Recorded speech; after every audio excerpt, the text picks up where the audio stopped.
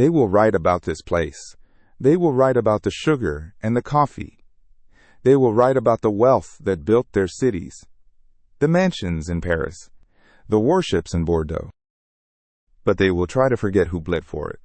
500,000 souls dragged across the ocean in chains. The average enslaved person on this island survived 3 years. Not a life, a sentence. They called this colony the Pearl of the Antilles. We called it something else. We called it hell. Welcome back to After Hours. I am Vaughn. There is a revolution that changed the entire world. A revolution that terrified every empire on the planet. A revolution that proved that freedom is not a gift powerful people hand down. Freedom is something you take.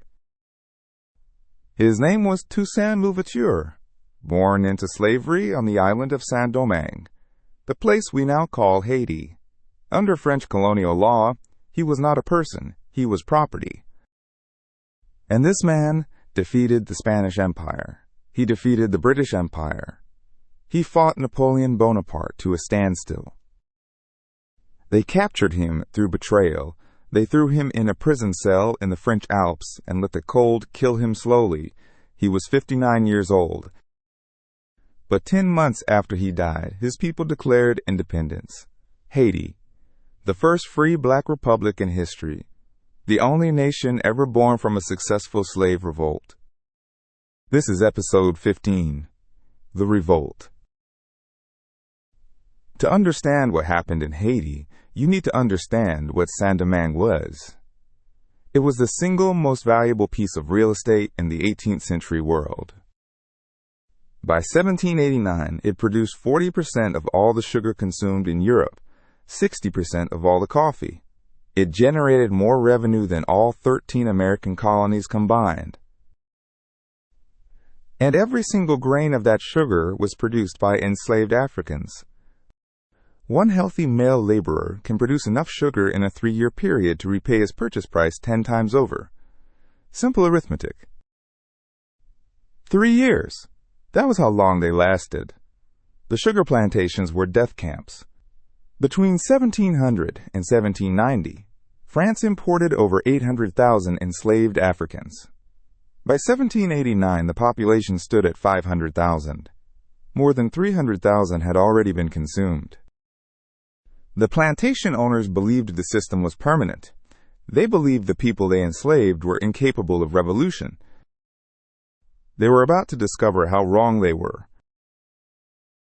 François-Dominique Toussaint was born in 1743 on the Betrayal plantation, near Cap Français, the largest city in Saint-Domingue. His father, Guinot, had been a minor chief in the kingdom of Alada, in what is now Benin. Captured in a war, sold to European traders, put to work in the cane fields. He carried his royal lineage in his bones and passed his pride to his son.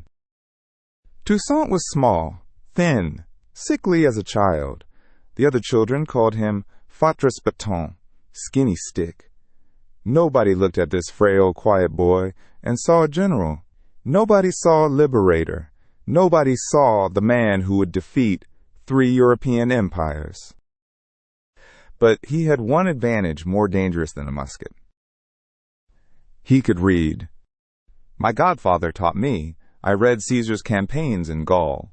I read about Alexander, about Hannibal, men who were outnumbered and still won because they understood that war is not a contest of strength. War is a contest of will. I read all of this by candlelight, hiding the books beneath the straw. A literate slave was the most dangerous thing on the island. Toussaint rose through the plantation hierarchy, not through rebellion, but through competence. He became the plantation's coachman, a position that gave him mobility across the colony. Around 1776, he was granted his freedom. He could have walked away, built a quiet life. He had a wife named Suzanne, 2 sons, a small plot of land. But he never forgot where he came from. He never stopped visiting the enslaved quarters. He never stopped listening to the stories of suffering. He never stopped watching the overseers and the militia. For 15 years, he watched the system, studied its weaknesses, mapped every mountain path and river crossing on the northern plain. He was preparing for a war that had not yet begun.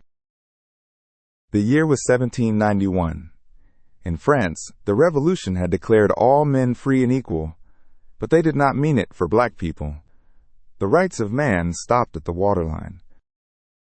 The enslaved population heard the words anyway, and on August 14th, 200 enslaved people gathered in a forest clearing called Bois Caïman. A Vodou priest named Duddy Boukman stepped into the center. The God of the white man calls him to commit crimes, but our God asks only for good works. He orders us to avenge our wrongs. Throw away the image of the God of the whites. Listen to the voice of liberty. An oath was sworn.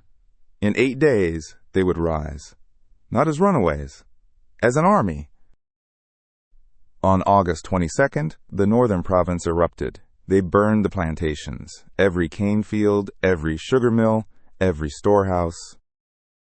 Within 10 days, over 1,000 plantations had been destroyed. The planter class was paralyzed with shock. This is impossible. Someone must be directing them. These creatures cannot have done this on their own. Nobody was behind it. That failure of imagination would cost them their most profitable colony. Boukman was captured and executed in November. They displayed his head on a pike. But the uprising did not die, and the man who would transform it into something the world had never seen was waiting for the right moment. Toussaint did not join the revolution on the first night. He was careful, strategic. While the northern plain burned, he spent the first weeks ensuring his former master's family escaped safely. Even in revolution, he operated with a code of personal honor. But by late 1791, he had crossed over. He was 48 years old. He had never commanded troops, never fired a weapon in combat. But he had read about warfare for 30 years, and he had a gift no book could teach. He could look at a landscape and see a battlefield. He trained his soldiers in European tactics, drill formations, musket loading, coordinated movement through difficult terrain. He created communication networks using runners and drum signals. He promoted officers based on ability, not status. Bravery alone cannot defeat a European army. You need discipline, supply lines, intelligence. War is chess. And I had been studying the board my entire life.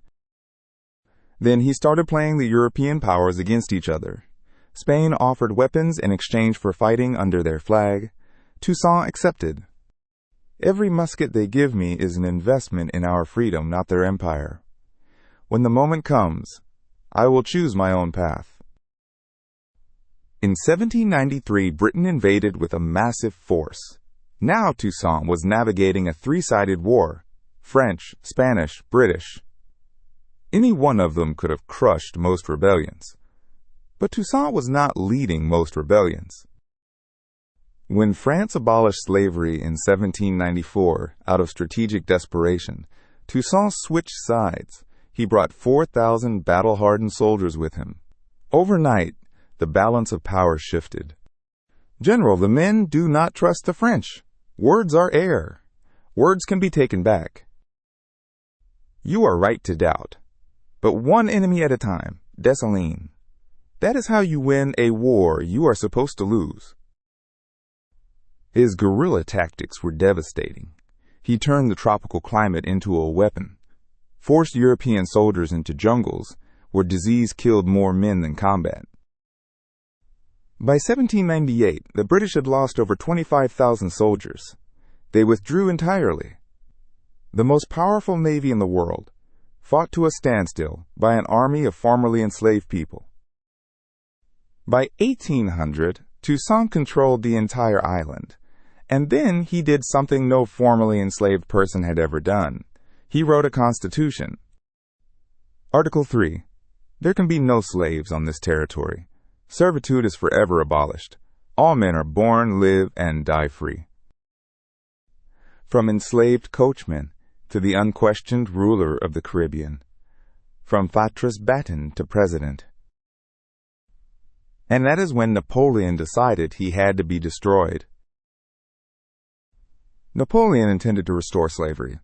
Saint-Domingue was the cornerstone of his strategy. Toussaint's constitution was a direct obstacle.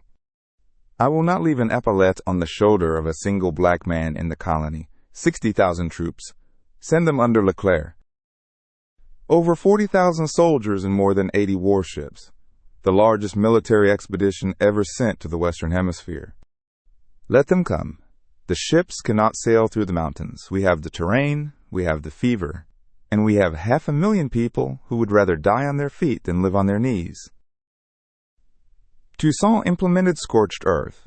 As the French advanced, everything was destroyed. Burn it all, leave them nothing. Every plantation we destroy is a reason they had for coming, turned to smoke. Then the island turned against the invaders. Yellow fever. The French lost 200 soldiers a day at its peak. My army is melting. I need 30,000 reinforcements, or this colony is lost. Leclerc turned to treachery. He invited Toussaint to negotiate under a flag of truce. He gave his word as a French general. General, this is a trap. Do not put yourself in their hands. If there is even the smallest chance for peace, I must pursue it. The people have bled enough. On June 7, 1802, Toussaint rode to the meeting. Inside, he found French grenadiers with fixed bayonets. They seized him, bound him in chains, put him on a warship to France. As the ship pulled away, Toussaint spoke words that would outlive every person on that ship. In overthrowing me, you have done no more than cut down the trunk of the tree of black liberty. It will spring back from the roots, for they are numerous and deep. They took him to Fort de Joux, a medieval fortress in the French Alps. A man born in tropical heat, locked where ice formed on the walls. They have taken my sword. They have taken the sun. They believe if they freeze me and starve me, I will break. They do not understand. The revolution does not live in me alone. It lives in every person who has tasted freedom. On April 7, 1803, Toussaint was found dead in his cell, starved and frozen. He was 59. Napoleon believed it was over. He was catastrophically wrong. Dessalines stepped into the vacuum, the man who had warned Toussaint not to go. They took our general, they gave their word, and broke it. We do not negotiate, we take our freedom. With fire and steel and blood. Napoleon had restored slavery in Guadeloupe with mass executions.